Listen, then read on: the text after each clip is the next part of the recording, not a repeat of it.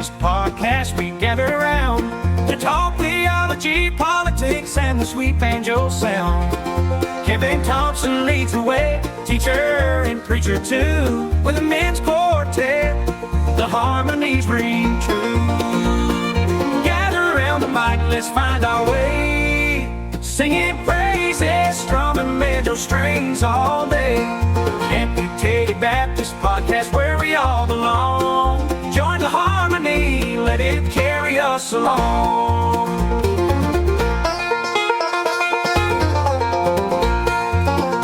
With a passion for faith and a banjo by our side, we don't deep, we don't hide, we take it all in stride. From parables to politics, every topic on the table, let's harmonize together, let's make it stable. In the chord progressions we find our peace, singing praises, strumming banjo strings all day. Amputated Baptist podcast, where we all belong. Join the harmony, let it carry us along. Theology, politics, and a little bit of banjo. You're listening to the Amputated Baptist podcast. And now, here is your host, the Amputated Baptist himself, Kevin Thompson. All right, welcome back to the program. I'm joined here today. We are not in studio, but we are in my classroom, because that's the easiest way to do this today.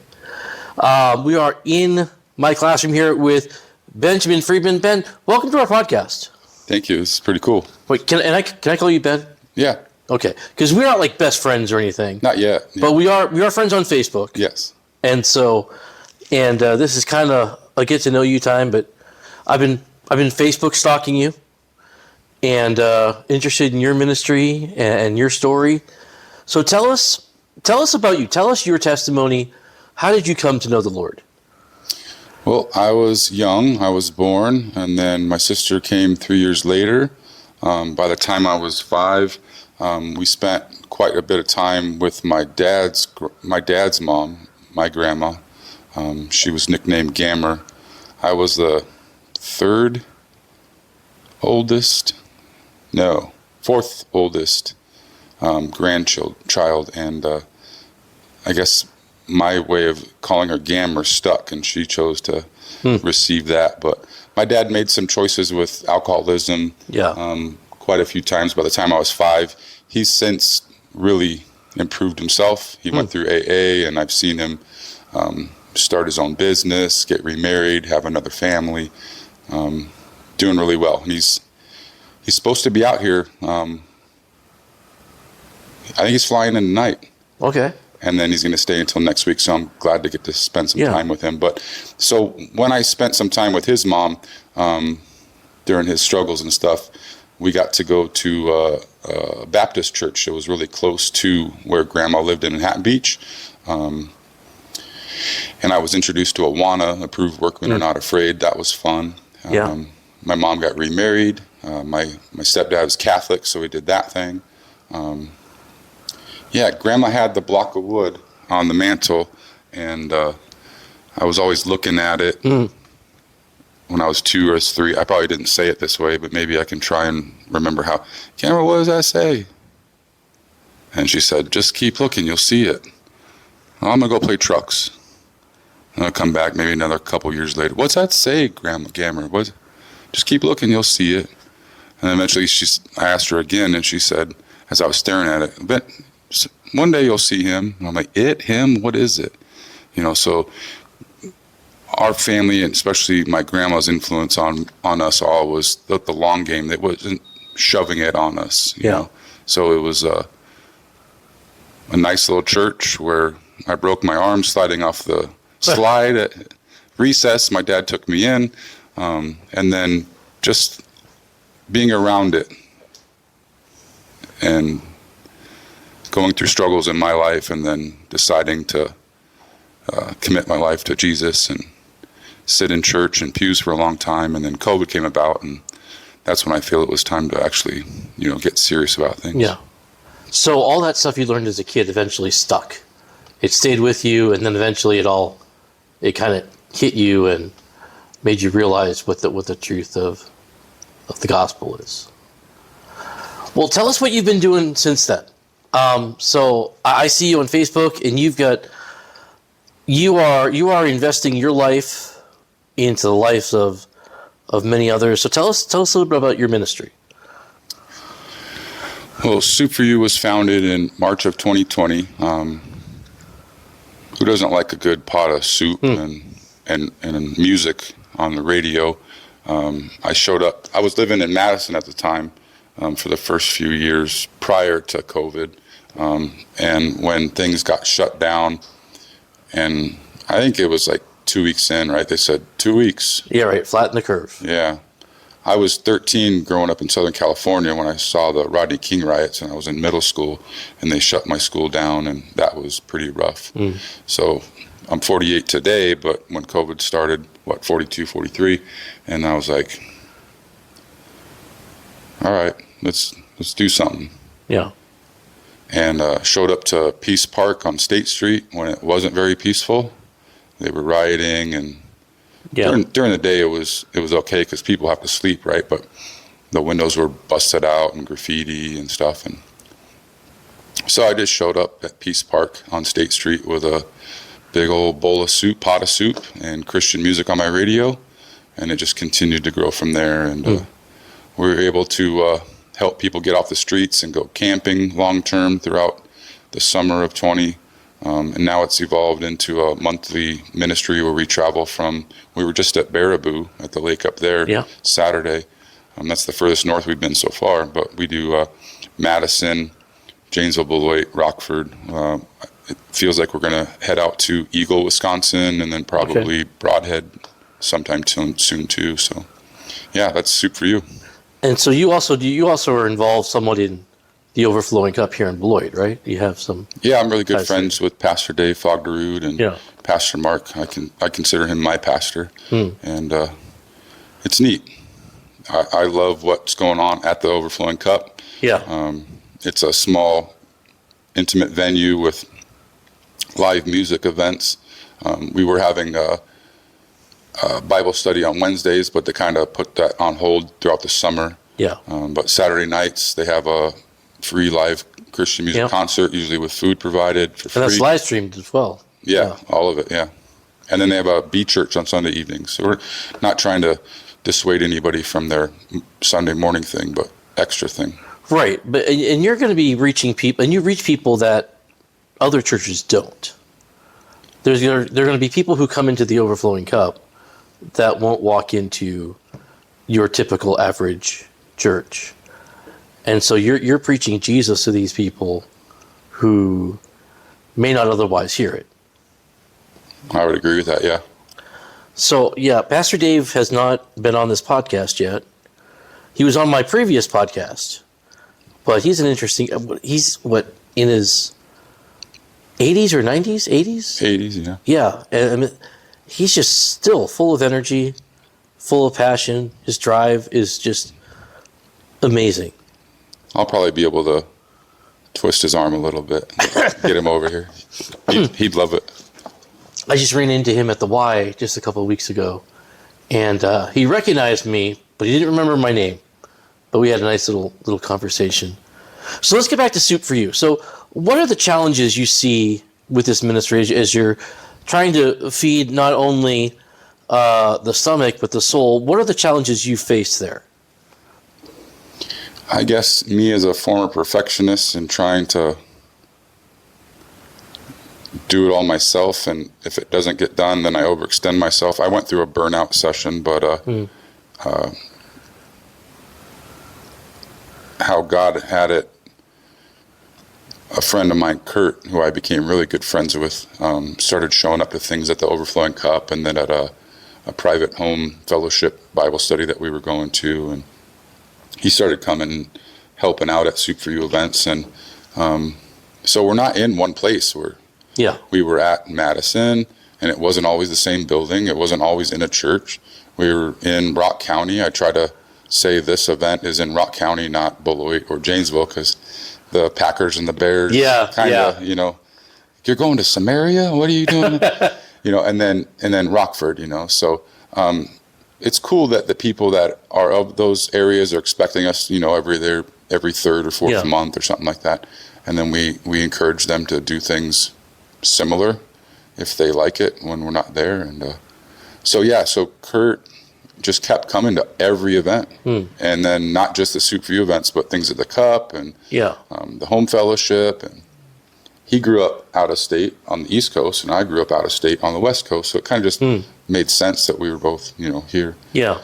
And as long as I was doing it, he's like, I'll keep helping you. And I was attempting to hand off the reins, Right. And it just so happened that I had a burnout, and I just laid it down. I had started businesses in the past, and I said, if it's of you, then it'll continue. If it's not, let it fall. And Kurt just picked it up. And before I took a break, a woman had come to a Soup4U event in Madison at the Tiny Homes Village, and she and Kurt hit it off, and they got married. Oh, wow. And even through my depressive episode, my burnout, whatever, time away, Kurt thought of me as his best man, and I showed up. That was like one of the only things I did during that, other than go to work. And, But yeah, so. And see, that's a great reminder about Christian leaders are people. You're a person. Even though you want to invest in other people, you want to serve the Lord, you want to serve others, but that's not always easy. There is burnout, there is depression, there is anxiety. You suffer through these things just like any other person. And so, and maybe even more, because of that weight that's on your shoulder, that weight of service. Whenever you deal with other people and you're investing your lives into them, there is that weight of responsibility that I'm sure could just be crushing at times. And I'm glad that you're willing to say that out loud here so that other people can realize and they can get help as well and say, all right, maybe I need a friend to talk to. Because as Christians, I think, and I'm getting a little preachy here, sorry. No, you're fine, go. As Christians, we do have this perception that because I believe in Jesus, I got to have a smile on my face all the time. And no matter what happens, I have to be that guy with the testimony that says, everything was thrown at me, and I just persevered because I knew I was standing in Jesus, and therefore, but that's just not always the case. Right. And so I'm glad that you're willing to say that and let other people see. Let me ask you this. We're talking about difficulties in ministry. Jesse Knopp. He's done music before. Yep.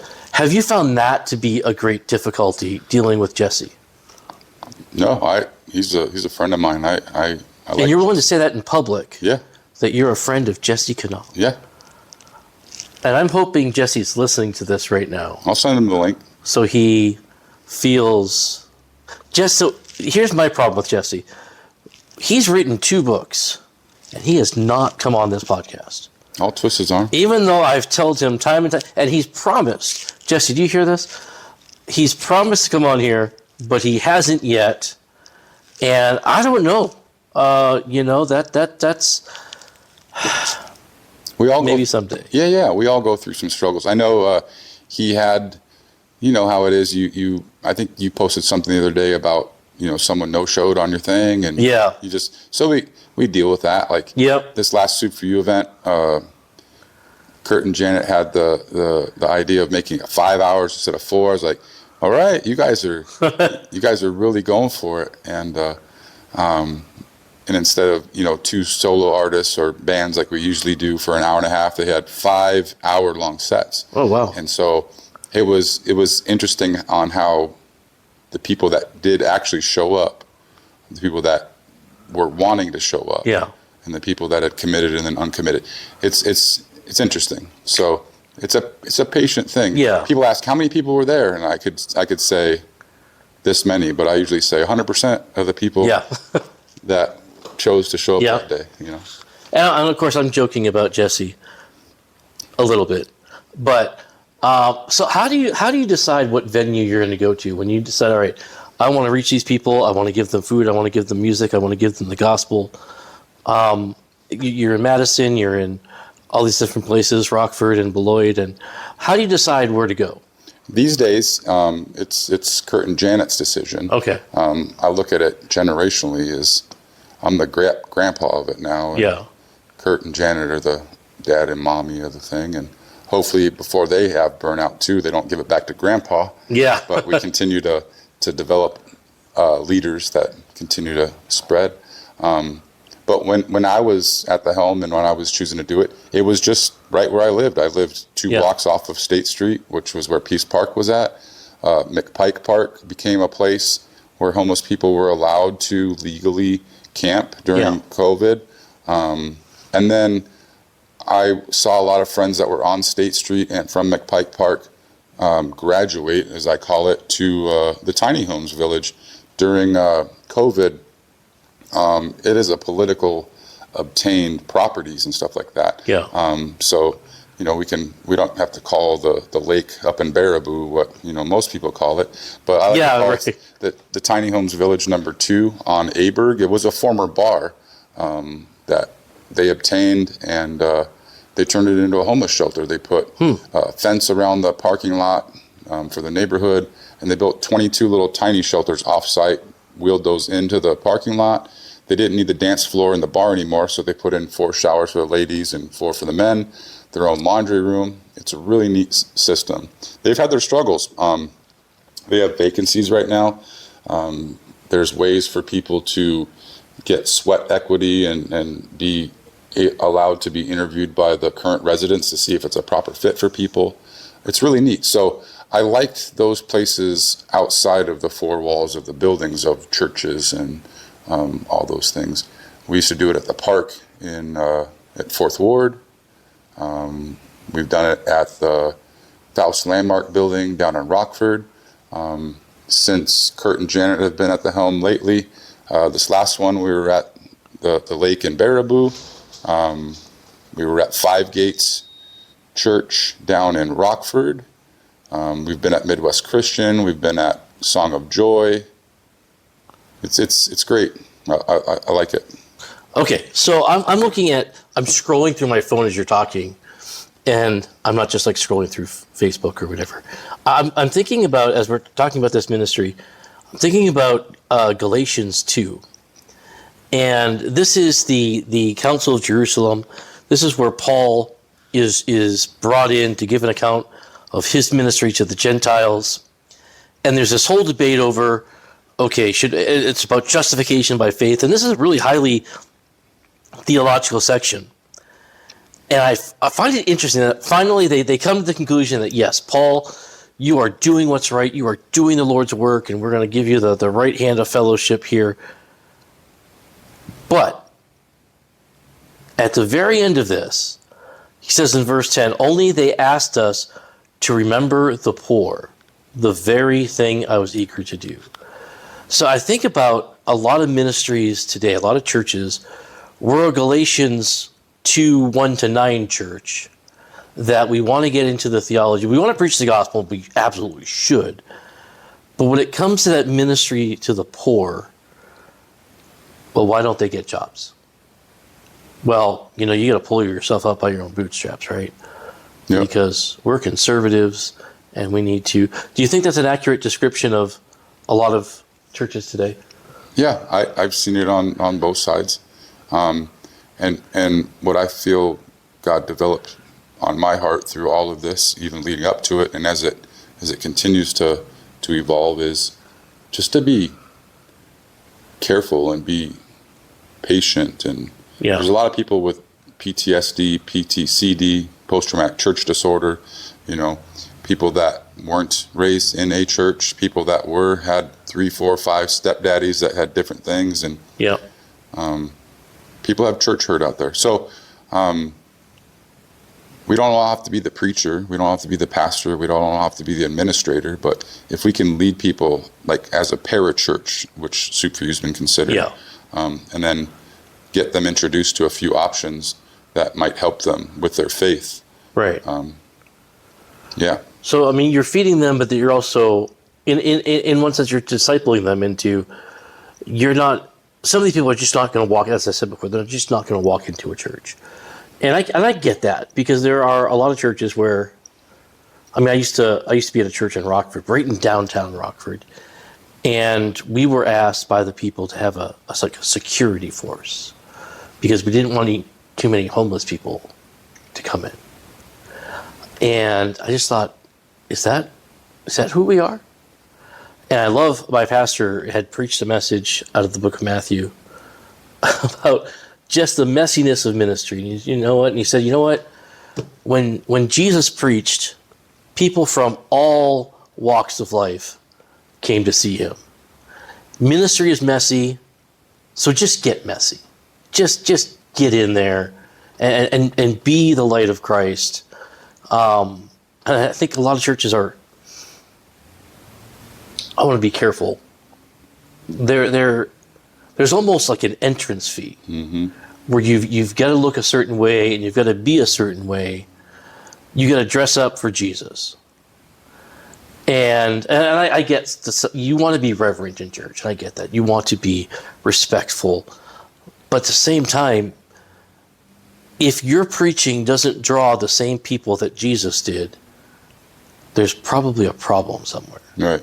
You're lacking the unity, right? Yeah. So, now, in my closing here, because we're running out of time, I've noticed you're wearing a shirt, Trademark. I say Max. Trademark. Okay. Trademark. Now, you're tell us about this, because you're right now trying to help people out with the roof. So this is our commercial part of the section. All right. So tell us about that. So, storm damage and whatnot. We tear the roof off the church to get people into Jesus. We're helping them with their That's what they did in the gospel. Right? Amen. So with the recent hail and windstorms and stuff like that, not most people, I don't know how many people are brave enough to get up on their own roof and inspect. If there's not like a leak visible in your house, there still can be things dripping and getting into the wood and coming down, and then let alone the bruising of the shingles. And some people still have the old aluminum siding. That's easily found evidence of hail damage. The gutters. So people pay in, like you were talking about your health insurance. Yeah. The homeowner's insurance gets, premiums monthly. And then they actually want you to use that part of the service within a year of the hailstorm date. Yeah. Because they're protecting your entire investment, like the health insurance, your entire body, their entire house for homeowner's insurance. So, without getting too far down the rabbit hole of what we do for the homeowners, so they don't have to know all the things and battle the insurance company, we do that for them. So it just starts with a simple conversation and a free inspection, and then we go from there. So yeah. Okay, so I'm going to put a link on our, if that's okay with you, I'm going to put a link in our show notes to your Facebook account where people can see, they can find out more information, not only about that service, but also about Soup4U and all of that. What else does Soup4U have a website, or is it? It doesn't yet. I know Kurt and Janet have been talking about that. They've been doing a lot more professional looking things like the flyers and such that I wasn't doing. We're working towards that. But yeah, we have a Facebook page. So I'll link to that. We'll make sure people know about that. And you know what I think we should do? And I'm putting you on the spot here. I think at a future Soup4U event, we should do a live podcast. Sounds cool. I think we could have some fun with that. That would be great. So maybe our friend Kanop and Fogderud would be on the show. Hey, that sounds good. Jesse, if you're willing to commit. I know Pastor Dave will do it. Oh, yeah. Pastor Dave's a good guy. Jesse, I'm still not sure. He's a great guy. All right. Well, again, so I'll have all of that information in our show notes. And don't forget our website, amputatedbaptist.com. And soon, I keep tagging this, but soon I'll let you know when it comes out. But the Amputated Baptist book is coming out. It is at the publisher right now. They're doing all the proofreading and they're doing the cover design. It is coming out this summer. So that will be the blockbuster book of the summer. Signed copies for I don't know what price they're selling them for yet. All right. But be looking for that. All right, so until next week, have a good rest of your week. Thanks, Kevin. Singing praises, strumming banjo strings all day. Amputated Baptist Podcast, where we all belong. Join the harmony, let it carry us along.